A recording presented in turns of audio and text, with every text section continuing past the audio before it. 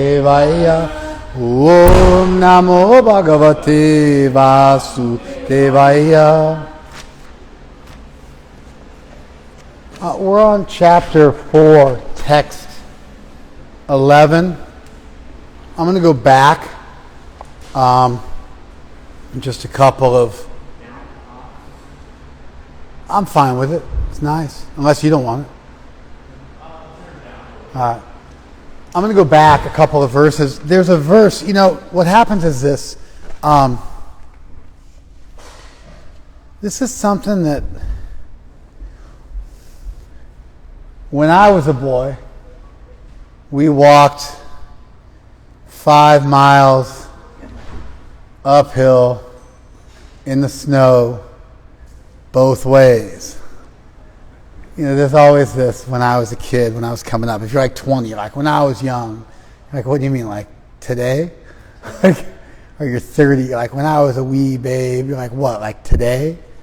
So when I joined the Hare Krishna movement, things were a bit militant. And one of the things that was expected of a new devotee was that you memorize verses. Now, mostly you would join an ashram, so we didn't really have much of a congregation. It was mainly inmates. It was mainly members of the clergy. Normally you got one clergyman or clergywoman to 100 members of the congregation. But in a new religious movement, especially one that encourages a high level of devotion, you end up with, like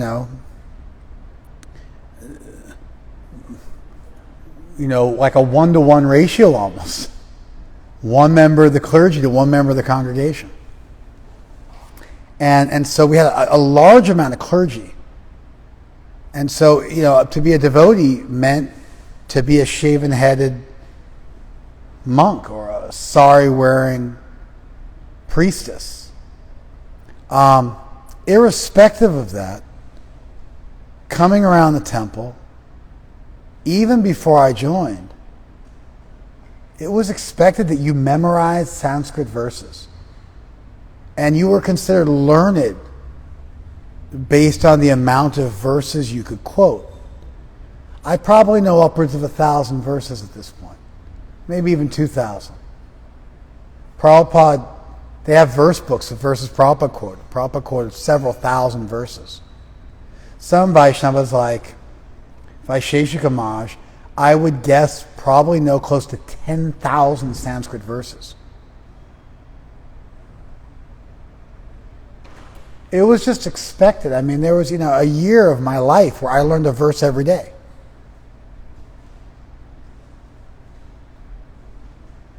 It was just expected that you would memorize Sanskrit verses and you would be able to pull them out. Now, it's one thing to know the verse. It's another thing to understand the verse. Just like if you become if you become bar mitzvah or bat mitzvah, you learn a section of the Torah. Most Jews around the world, diaspora Jews, which means Jews living around the world, who are not even really religious. They're just ethnically Jewish, like myself.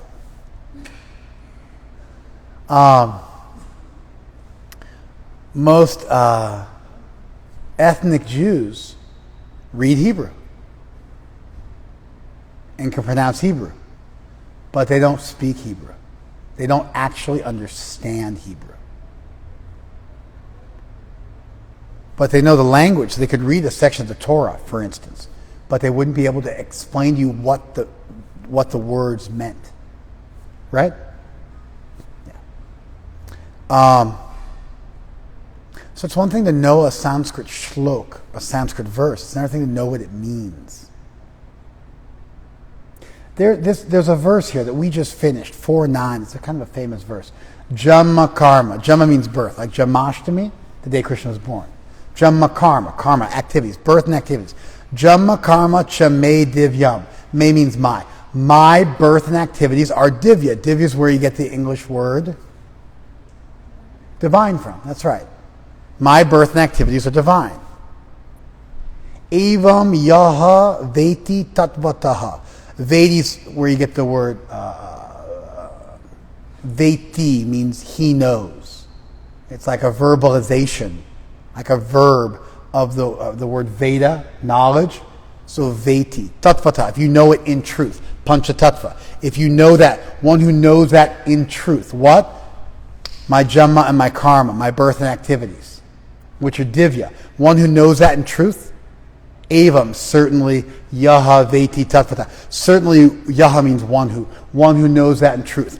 One who knows my birth and activities are divine. One who knows that in truth. One who factually knows that.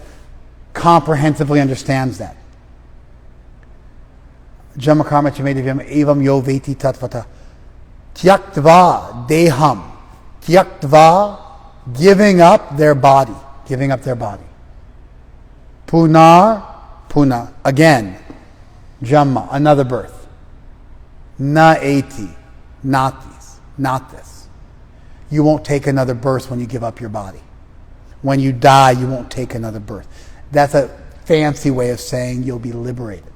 Because in a world where you're going to be reincarnated, to not take another birth means that you have become liberated. You follow? Hell is not the destination for the pious soul who accepts Jesus. It's a fancy way of saying you'll go to heaven. It's a negative way of saying it. You follow? You won't go here, but there's only two choices, so you'll go there. Naiti mam eti so Arjuna. Naiti mam eti so Arjuna. Na eti mam sa Arjuna. Naiti mam so Arjuna. Chaktva deham. You give up the body. Punar jama, another birth. Na, you will not go there. Eti, you will go. You will go. Sa Arjuna. Naiti mam eti. Naiti mam eti sa Arjuna. Naiti mam eti sa Arjuna. Eti, you will go, mam, to me. You will not take another birth, you will go to me. That's what the verse says. If you understand factually that my birth and activities, this is Krishna talking about himself, are transcendental, then upon leaving this body, you won't take another body, you'll come to me. You'll go to me. You follow? This is a famous verse. To really be a pundit, you have to know the verses, and you also have to be able to explain them. Now, this verse is used by Hare Krishna people all over the world as a verse saying why you should study Krishna Leela and why Krishna's Leela is liberating. You follow? It's a little bit of a square peg in a round hole. I use the verse like this because it's an easy verse to pull out. But if you look at the context of this section of the Gita, Krishna said, I'm omnipotent, omniscient, omnibenevolent, or at least we're heading in that direction. I'm beyond the individual soul. We're both eternal, but I'm eternal plus. I have some extra features you don't have. And I've been around since the dawn of creation, benevolently bequeathing knowledge to people. And if you're devoted to me, then you can understand that. If you understand that truth about the nature of God, omnibenevolent, omniscient, omnipresent, omnipotent, if you understand that about God, if you understand that Krishna is really a transcendent being, that's the source of creation, the result of that knowledge of divinity is such that you don't come back to this world. That knowledge becomes liberating. Know the truth, for it shall set you free. The verse is speaking like that. It's not so much speaking in favor of Krishna's Leela, although it's not antagonistic to Krishna's Leela, and it's not a bad proof text to use to talk about the nature of Krishna Leela. But it's very much about the nature of God. the nature of an omnipotent deity that comes down to this world as an avatar to bequeath knowledge and transcendence to humanity at regular intervals. That's really what's being described. And if you can wrap your head around that there's a supreme God that loves you, comes into this world to help you, that awareness is liberating. And it doesn't just liberate you, but Vita, Raga, Bhaya, Krodha. Gone from Rag, attachment, Bhaya, fear, like Abhay is Prabhupada's name, means one who's free from fear. This is Bhaya, Krodha. Krodha means anger. Freed from attachment, fear, and anger. Manmaya, thinking of me. Man means your mind. Manmaya. Manmaya mam upashrita. I'm sorry. It's not manmaya. It's matmaya. Excuse me. So kind of maya means kind of like comprised of me. So your thoughts kind of like being invested in me. Your thoughts invested in me. Mam upashrita, taking shelter of me. Taking shelter of me. Bahavo jnana tapasa. With many people with knowledge and renunciation. Puta, purified. Puta means prostitute in Spanish. Puta in Sanskrit means cleansed and purified. Kind of like the opposite meaning, actually. Cleansed by knowledge and renunciation, taking shelter of me. Their thoughts absorbed in me. Many people. Madbhavam agataha. Many people have attained love for me. Sharanagati, it's the same word. Sharana, agati, sharanagata. So this is agata, madbhavam. They attain kind of like a spiritualized state of being, kind of existing with me.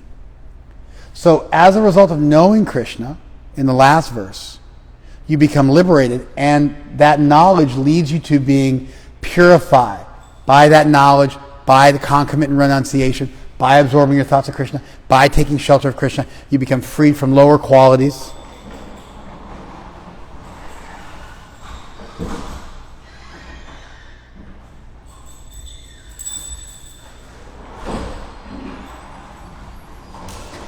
And then you achieve Krishna. Mam agata, and then you achieve Krishna. So I just want to look at these verses and just kind of troubleshoot them a little bit. All devotees should learn verses. You know, what you do is you teach kids verses, like almost like mnemonic devices, just kind of like memorization techniques. And you memorize these verses, but then as you grow older, you understand the verses. And then you've memorized them, so you can just recall them and work through them. You memorize. Like when I memorized these verses, I didn't know them. I don't know text 10.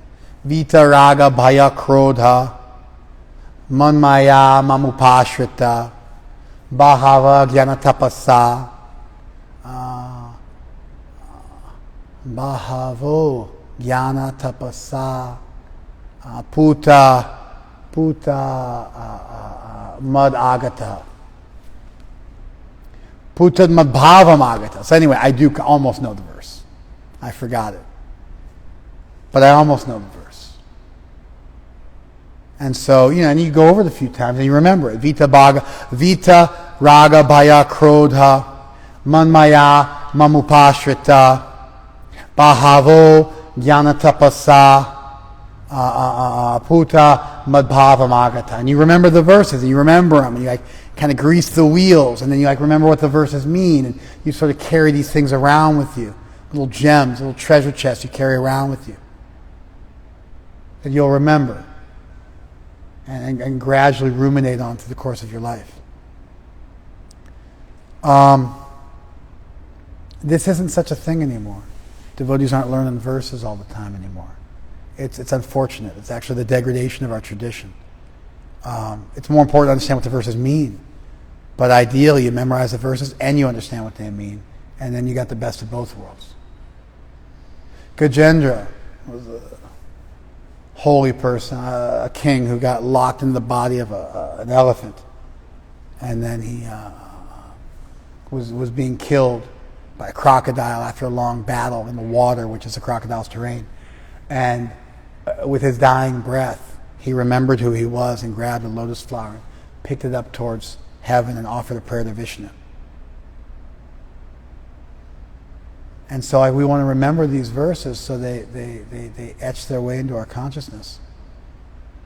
And we can't stray too far. I was just counseling somebody, they suffered a traumatic, it's the anniversary of the 15th anniversary of the day they were raped violently and tragically. And so those haunted memories, they etch their way into your consciousness. But you can also etch good memories into your consciousness and beautiful things into your consciousness. And those will win the day. Those will win the day. In a lot of ways, we're just trying to etch things into our mind, whether we want to or not. That's what's happening as we move through life. And so the more we can etch beautiful, deep, profound, truthful things, valuable things, selfless things, transcendent things into our minds, beautiful, profound things, deep things, then we're safe. Because once those grooves are really dug deep, you don't undo those things. You'll find your way back.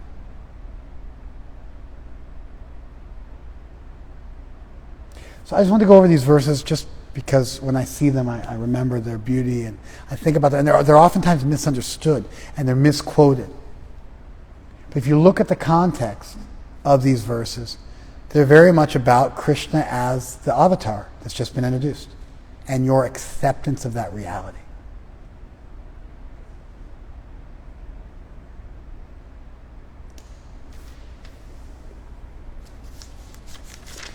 Now things get a little sticky in the subsequent verses, and they require a little bit of thoughtfulness to be able to navigate through these next verses and really understand the flow of conversation that's going on.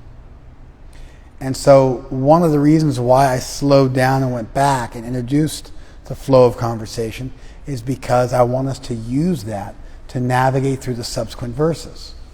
Normally, I would slow things down and challenge you guys to figure it out. Then you guys would most probably fail, because this is an intermediate section. And then I would kind of jump in as the Christ-like figure I am and save the day with my deep and prophetic knowledge of the Gita. Anyway. Normally I give you guys a shot, but I'm about 99.9% certain that nobody online and nobody in the room is going to be able to figure this one out. If you guys want to, you're welcome to try. But they're not, it's not like thick and super difficult, but it's definitely an intermediate level of analysis that you require to be able to do. So I'm going to work through them, and you should try to figure out how they fit. Again, just to warm us up, Krishna said, I'm the avatar. I'm God who comes into this world to help you out because I'm good and power and beautiful and true. If you understand that, then you're liberated. And that means you'll become freed from all these. It's not like you just kind of did you accept Jesus Christ your Lord and Savior, and therefore it's all done. No, we aren't one with Krishna. Kalachandji Das. But thank you for asking, Dasi. But thank you for asking. I'm just going to continue with the class. Maybe we'll get into that later. We do have a lot of things in common with Krishna. And so when you love somebody and you marry them, your interest becomes theirs and their interests become yours, and you become a couple instead of an individual. Sometimes people speak of their wives as my better half. Actually, that's in Sanskrit. Sometimes it says that. Your other half is your wife. And so certainly there's a oneness there, but not a complete oneness that doesn't leave room for an exchange of love between the soul and God in perpetuity. And that's all I want to say on that, but thank you for asking, Kalachandji. You can re-ask at the end of the discussion and we'll talk. So Krishna introduced himself as the avatar. Good, powerful, beautiful, benevolent, merciful, kind, concerned about our welfare.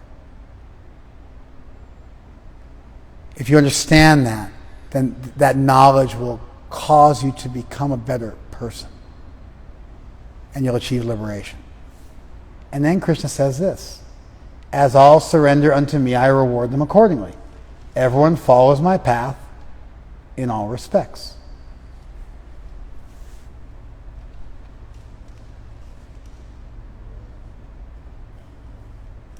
Ye yata, as those, ye yata mam prapadyante, as they approach me. Pad is you're like a podiatrist, a foot doctor. That comes from pad in Sanskrit. Ye yata means as much as. Ye means they, as much as they. Mam prapadyante, as much as they approach me. They step towards me. They surrender to me. Tangs tataiva bhajamyaham. To them, to that extent, I reciprocate with them. Bhajami. Bhajami means I reciprocate with them. I share with them. It's where you get the word bhakti from. Bhakti comes from the root bhaj. Bhaj is bhajami in the first person present tense singular. And bhakti ultimately, like you share and like you exchange with somebody. So I share with them. I reciprocate with them. As much as they surrender to me, I reciprocate with them.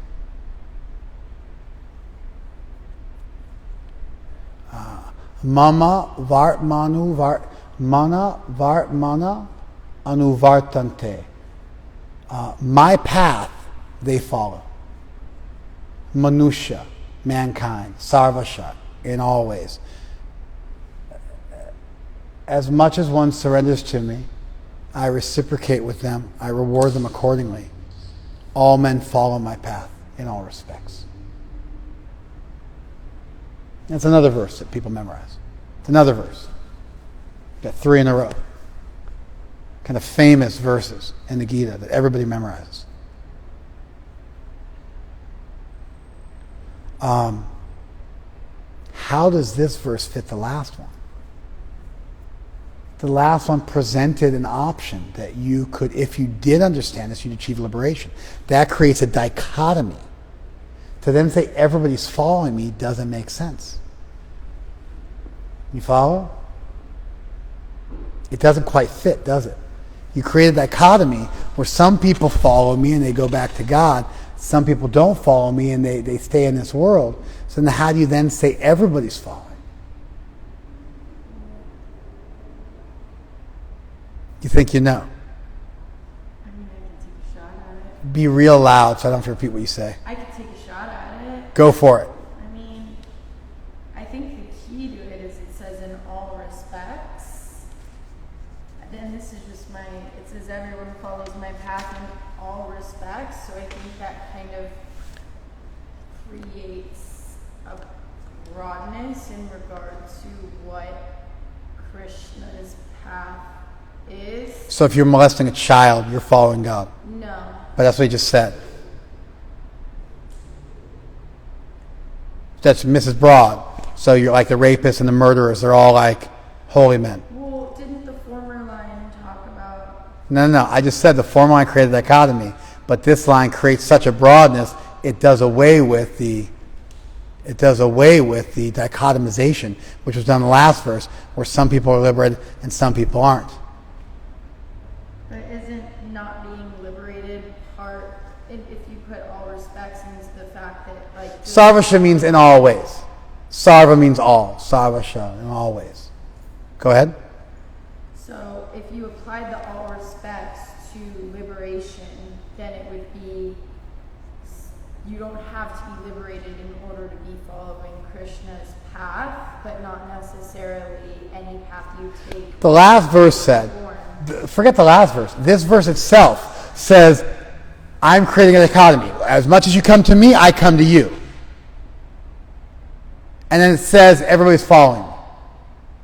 In 1975, there was a debate at the University of Florida at Gainesville, where the Hare Krishna movement happens to have like a temple and a full thing. We do a full thing in Gainesville. For some reason, there's like a massive tribe of devotees there. And then like all the like, Hare Krishnas, like, they never die. They just get old and move to Alachua.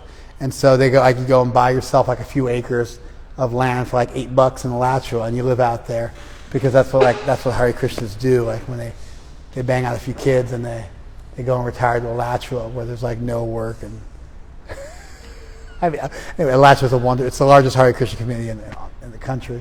It's a wonderful place, but it's it's Central Florida, and so that's what it is. We're there in Gainesville, and there was a Professor Barrett. He had a debate with Hridayananda Maharaj. It's actually recorded. I've listened to the lecture. In 1975, Hridayananda Maharaj was in his early 20s at this point. And Professor Barrett was teaching at the University of Florida, Gainesville, in a debate, and the professor quoted this verse, that everyone is following Krishna's path. And Hridayananda Maharaj said, yeah, but you're only quoting the back half of the verse. The front half of the verse is, as much as you surrender to me, I reward you. And so Professor Barrett was saying, hey, it doesn't matter what, he's an Indian guy. He's saying it doesn't matter what you do, you can do anything you want to do.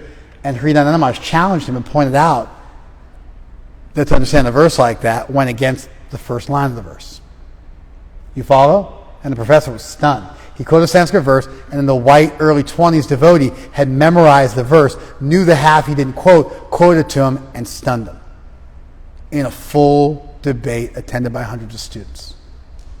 Smoked him live on tape for posterity's sake, and 20 years later I listened to it. And now it's been 50 years and I'm still talking about it. So the verse says there's two kinds of people, or in fact there's a continuum of people. But then the back half of the verse says everybody's following me in all respects. Yeah. I think the verse is just explaining away everyone's attempt at happiness. So people who are... Hey, Alberto, can you hear Kat? Good man. Go. So people who are pious and looking for truth, Krishna is readily available and a step towards them and give himself to them. Other people who are looking for happiness in a material aspect of life, sex, drugs, and rock and roll, Krishna is also gonna reward them that. And so both people are interacting with Krishna. One person is interacting with them consciously and directly, the other person indirectly. And Krishna is still... That's an excellent answer. That's an excellent answer. Better than my answer. I've never thought about the verse in that way. I really like that answer. Just to reiterate the excellent answer that Kat just gave, which I really like. As much as you surrender to Krishna, good or bad, he'll reciprocate with you. And so if you want to do nonsense, he'll reciprocate with that. And if you want to do something good, he'll reciprocate with that and help you. And so everyone's interacting with God in some way because God's the source of the entire creation. It's an excellent answer. Really good answer. Yeah? I'm not trying to talk tactics. Just yell at me, please. I really don't want to have to repeat myself. So if you can't yell, you're not allowed to speak. I can yell. That's not yelling. But anyway, if you want to start yelling, then keep talking. If you don't want to start yelling, don't. I just have a different answer than... You have to yell the whole way through and not give me 2 or 3 good words and then go down to a mumble. Okay, I can do that. So I was thinking that the entire world is moving in a certain direction. Alberto, can you hear? I don't believe you, but all right. Matt, can you hear her? Is that I don't know what that was, man. I don't even know what you're doing. You're all like throwing gang signs at me? Come on, man. Okay, double thumbs up. All right, we're good. Yell louder. I was thinking that the whole world is moving in a direction like one of those conveyor belts at the airport that you walk on, and you can either move in the opposite direction or you can move with it. Either way, it's going to get you to a certain point. It's just letting you. Yeah, like Krishna's like the 405. You can be going north or south on the 405, but you're still on the 405. I think that answer is non-different from what Kat said. Sorry. It's okay. You don't have to be sorry, but you said you don't want to top it. I think you like kind of just reiterated it in a way that wasn't as clear as what he said. I didn't say it once. Okay. So yeah, your two answers are roughly equivalent, although I think you did a more comprehensive job. And so you can go which way you want to go, but Krishna's always there in some way as a substratum of reality. It's an excellent answer. Devoid of context. With the context, we can maybe even improve on it a little bit. We'll find out. Let's see. Maybe it's the same answer. We'll see. Look at the next verse. Men in this world desire success in fruitive activities. They're desirous. And therefore they worship demigods. Literally, yajanta iha devataha. They worship. Yaj is where you get the word yagya from. They worship. Iha, in this world, devataha, gods. Kshipram, quickly. Kshipram, quickly. Of course, men get results from fruitive work in this world.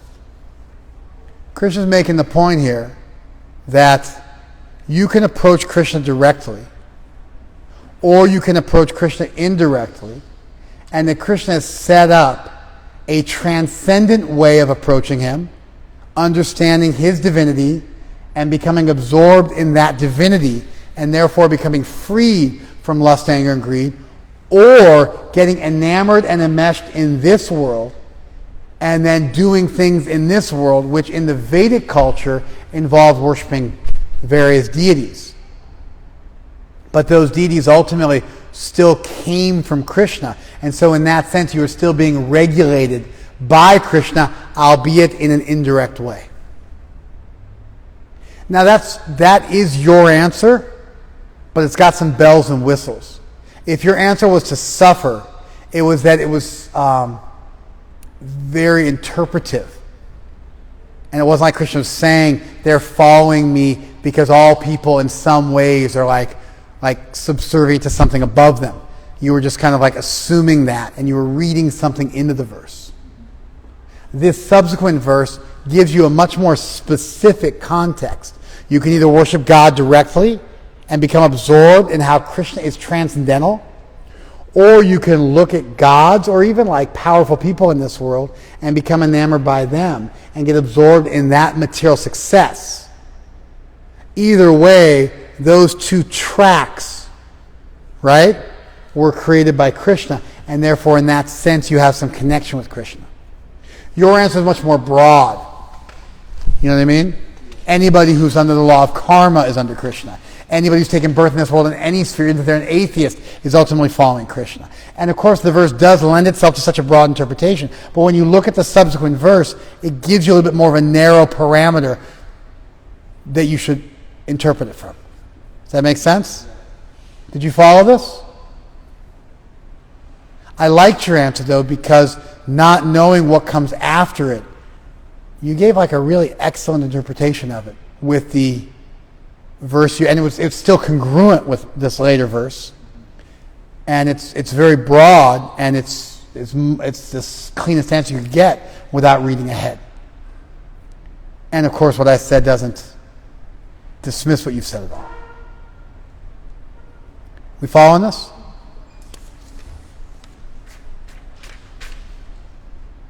Okay. Here's another famous verse. Chaturvarnyam maya shrishtam guna karma vibhagasa tasya kartaram apimam vidya kartaram avyayam.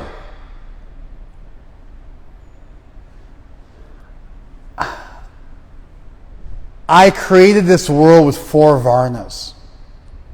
That's Brahman, Kshatriya, Vaishya, Shudra. Divided according to guna karma. Divided according to your nature and your activities. Tasya kartaram apimam. Although I'm the creator, I'm the doer. Vidhi mama kartaram. Know me to also be the non-doer.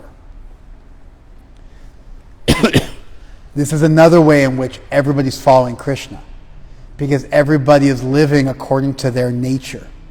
Now, we might not have an official caste system in the world anymore, but we do.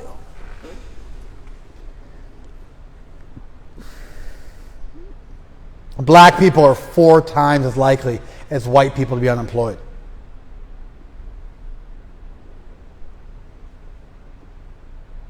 They did a study. They had black people and white people who were professional interviewees who would then apply for a job and go for the interview. They were trained to be exactly the same in the interview. White people got callbacks 35% more.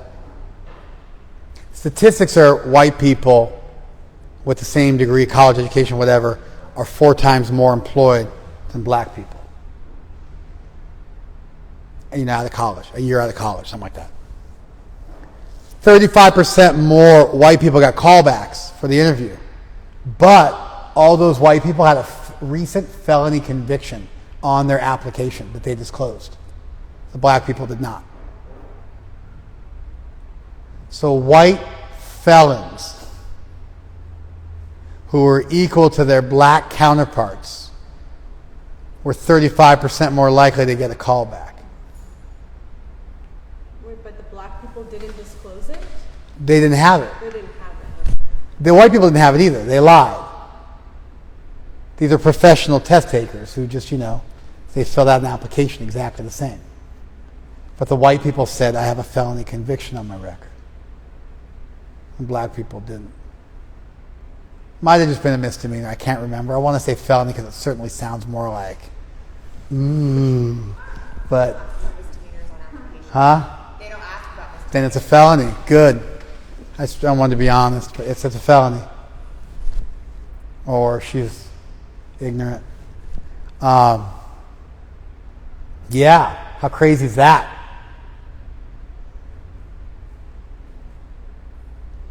Heavy, right? We have a caste system. White people are a higher caste. I'm not saying that's true, but the statistics show that white people have certain advantages, a lot of advantages over black people. There's this whole don't shoot me. It's like 9 unarmed black people get shot per year by the cops, and half of them are committing crimes, they're just not armed. So it's like 4 people. It's not a lot. When you want to look at racism, that's not where you got to look. When you want to look at racism, you got to look at people's job opportunities. And those first 5 years out of college, you make connections, and they have a massive effect. Because in those first 5 years, you double your income.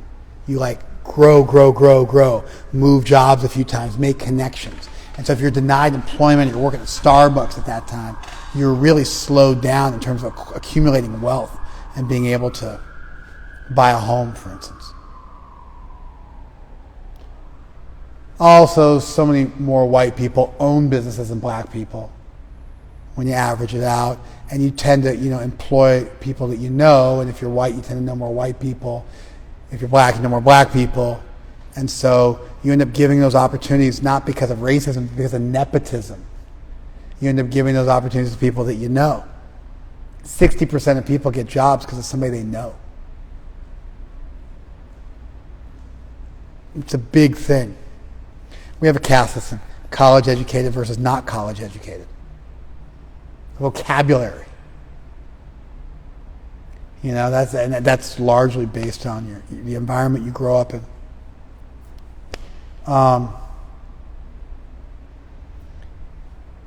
Old money versus new money.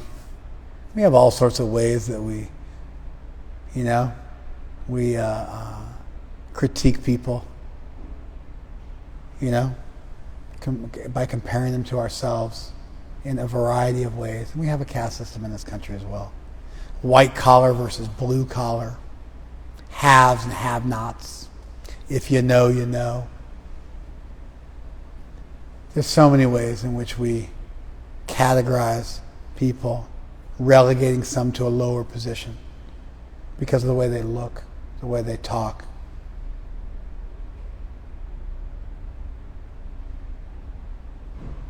So Krishna's making the point here that there's always going to be societal divisions.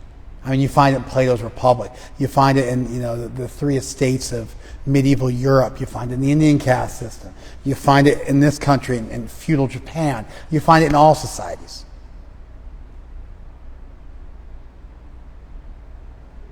There's always some way in which you start to separate the wheat from the chaff, accumulate wealth and power. You look at Russia, they try to get rid of it. Give me a break, man. Look at the oligarchs. Incredibly powerful people. They have an incredibly powerful ruling class that came out of Russia. And they're all people from the Communist Party. Putin was whatever it's called. SVR, I think. What's a KGB agent? Putin's a former KGB agent. He was in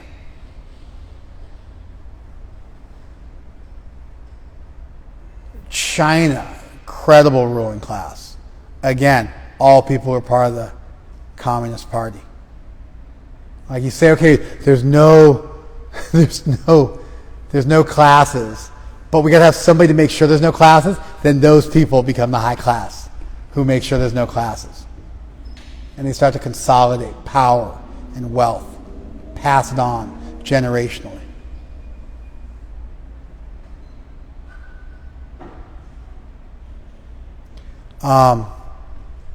Anyway, Krishna's making the point here that not only is it through the worship of demigods, which still ends up putting you in Krishna's universe, but even just by having a particular nature and vocation and guild that you're part of, and social stratum, that's all part of the universal ruling order of God, which is essentially the law of karma, just played out over many lifetimes across society, where people with certain karmic deposits end up in various strata. You got to start in a certain place, and you got to work from there. This happens in life. Things come naturally to you at a certain point, and then you got to start to scrape and crawl to move forward beyond there. Shush! That was my children. For those of you thinking I'm a horrible person. Yeah. You can even see it in the animal kingdom amongst mammals, that they just naturally fall into it. Yeah, you end up with alphas and betas and omegas in any tribe, in any social mammals. This happens in the animal kingdom. That's right. And so that order really, in a lot of ways, is just karma played out.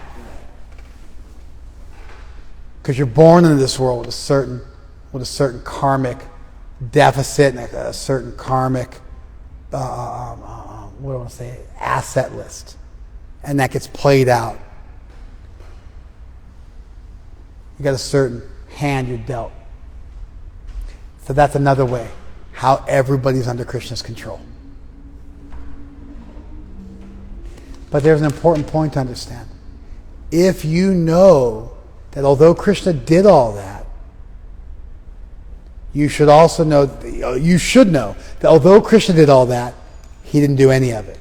So let me just say the whole thing. I'm God. I came down as the avatar. If you understand that, my goodness, omnipotence, and this and that and the other, then you won't take birth again. You'll become purified by that.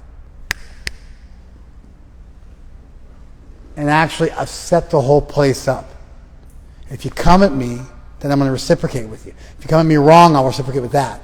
But actually, just by being in this world, you're going to be a part of the scene.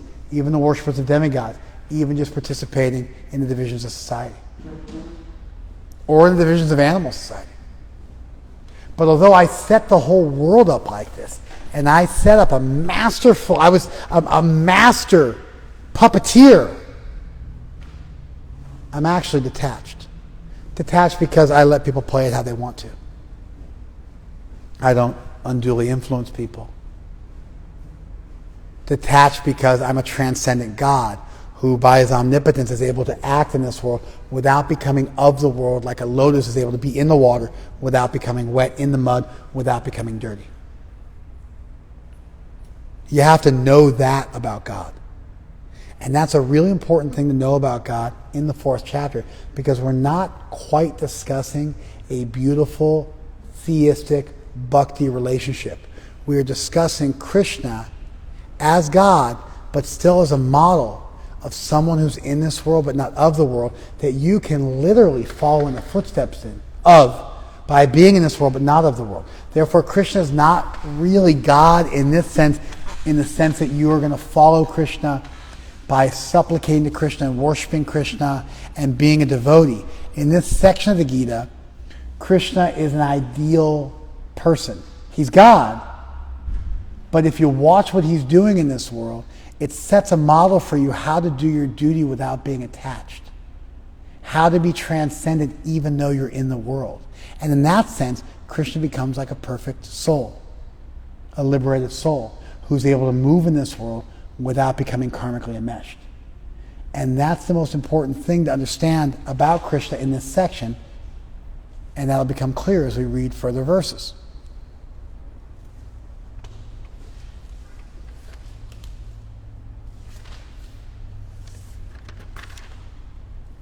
There is no work that affects me, nor do I aspire for the fruits of action.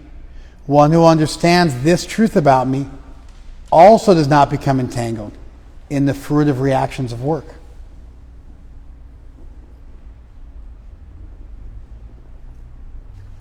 Did you follow that? So again, you have to understand something about Krishna. What is it? No work affects me. Can we be in this world but have no work affect us? Yes. Can we not aspire for the fruits of action? Yes. In this sense, what Krishna is trying to teach us about himself, although he's done it on a macrocosmic level, we're supposed to emulate on a microcosmic level. Because if we understand that, all the liberated souls in ancient times acted with this understanding of my transcendental nature, therefore you should perform your duty following in their footsteps.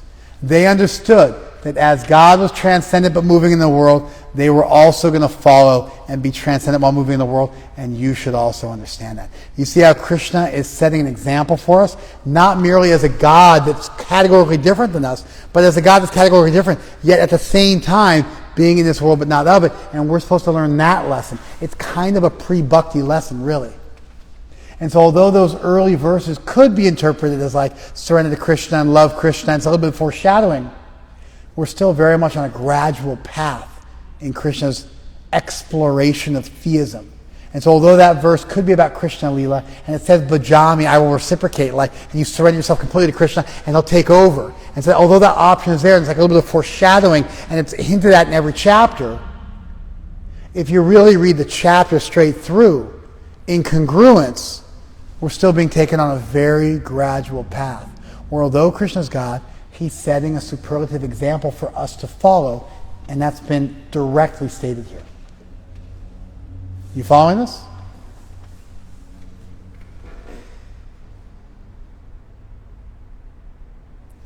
In this sense, my birth and activities are transcendental, and if you understand that, yours can be too. You follow? And I've set this whole place up. In that sense, everybody's like somewhere under my jurisdiction. But I'm aloof. And if I can do that on a macro scale, and you understand that about me, then you'll be able to, on your micro level, emulate and follow the same principles. And in fact, all the great sadhus were doing that, and you should become like them. You see the flow? You see the flow? It's a little intricate, right? Tadeo, you want to comment on this?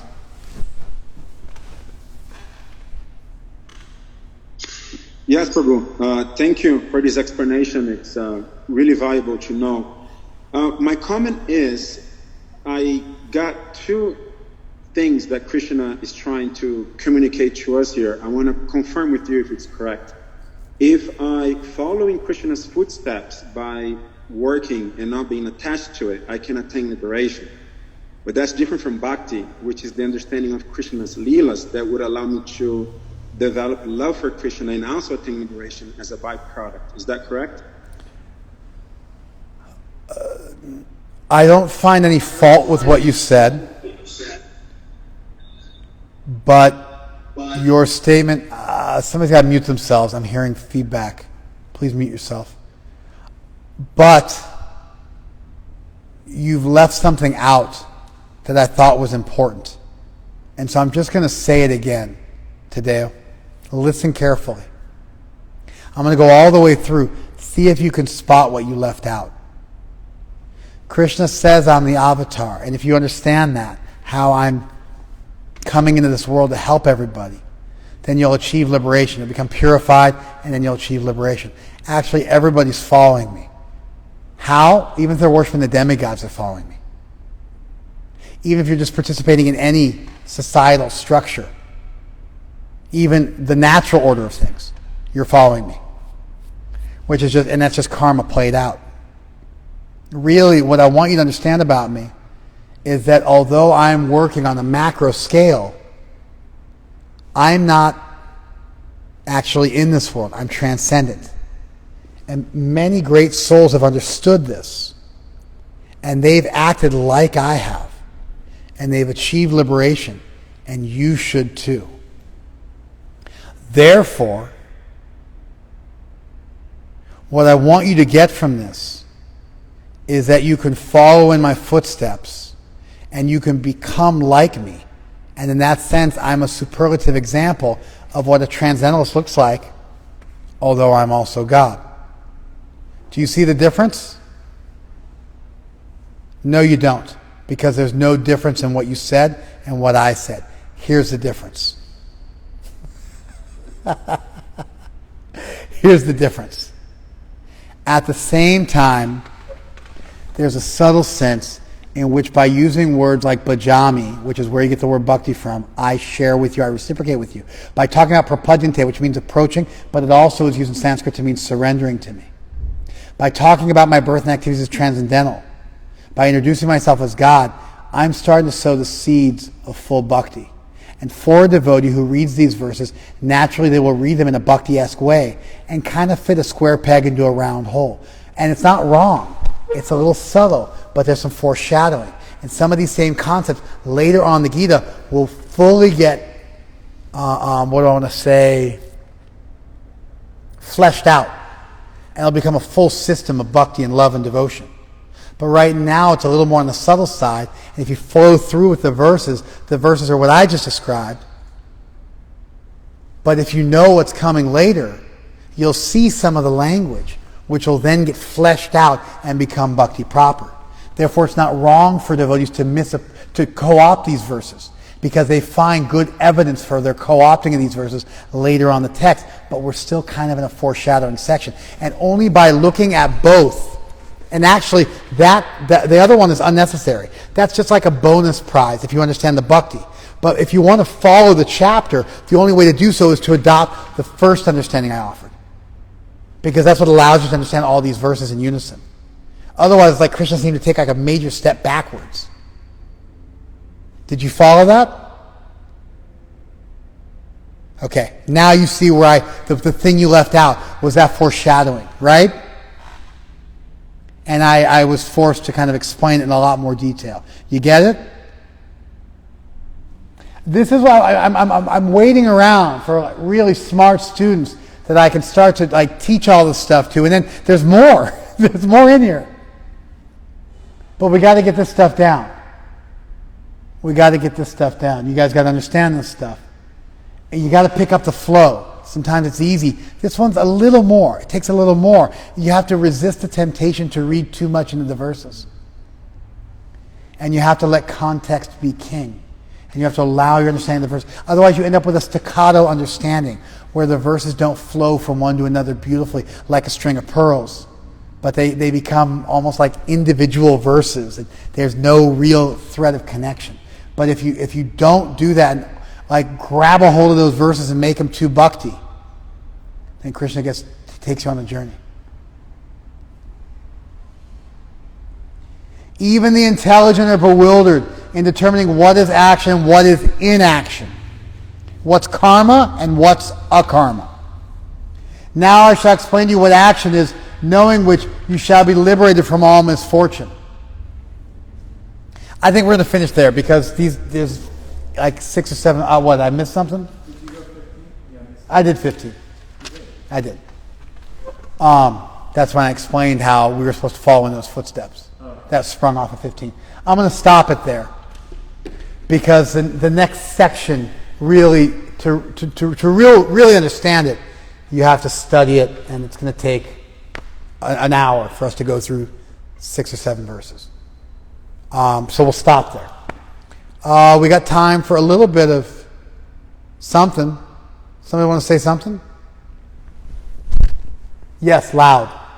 I appreciated you bringing up how the bhakti that's kind of sprinkled on this chapter is foreshadowing, because I was thinking, well, if he talks about surrender and then he's setting an example for us to not get involved, it kind of sounds like some people are really giving themselves to this God and he's just so detached and callous. So I really appreciated you giving that explanation. I'm also appreciating... Yeah, the idea that Krishna just reciprocates. If you love somebody, you go the extra mile. I go the extra mile for people I love.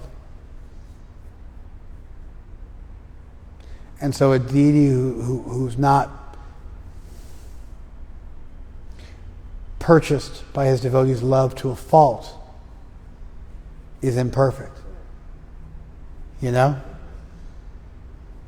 And so there's something, if it's he just reciprocates, he becomes almost like a vending machine, right? Yeah. Yeah. At the same time, it does open the door that if you want to approach Krishna, really give yourself, then Krishna will really take responsibility. Prabhupada, when interpreting this verse, talks about if you give to Krishna with your 2 hands, he'll give back to you with his hundreds of hands, thousands of hands. So if there's fairness there, but Krishna's got so much more to give to the relationship, it really helps you out. Which is a really nice, sweet understanding. Kind of a middle ground, right? But we're just warming up to bhakti here. We're still square so even though Krishna's God, he's really God, and he's setting an example of what a sadhu should look like. And therefore, you follow in his footsteps. He actually made the same point in the last chapter. I have to do my duty. And so I'm also doing my duty I'm doing my duty in terms of working in this world and setting an example. I'm also doing my duty in terms of being transcendent, as a soul would, even on the Supreme Soul. All right, if you're on IGTV, thank you so very much for joining us. Really appreciate having you on, and we'll talk to you soon. If you're on Zoom or on Facebook,